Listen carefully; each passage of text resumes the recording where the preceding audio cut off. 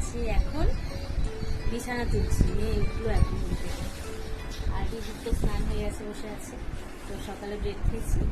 আর রান্না আজকে হচ্ছে মুড়িঘণ্ট, সয়াবিন আর লাল পাতা বাটা, ওকে।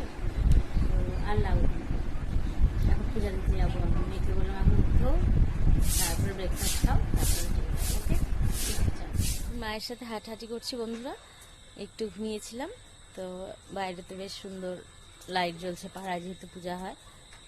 আর একটু পরে যাব মেয়ের এক বন্ধুর বাড়িতে যাব, ইনভাইট আছে আমারও।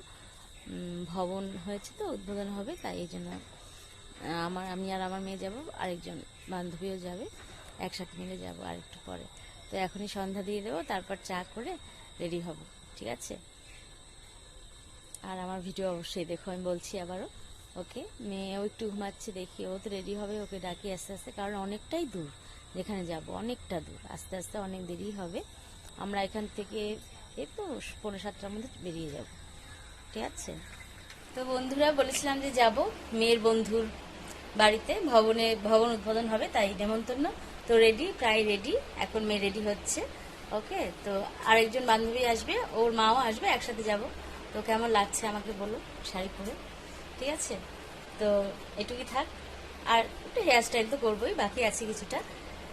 তো তোমরা অবশ্যই আমার ভিডিও দেখো, ওকে। তাহলে আমি কালকে আবার আসছি, টাটা।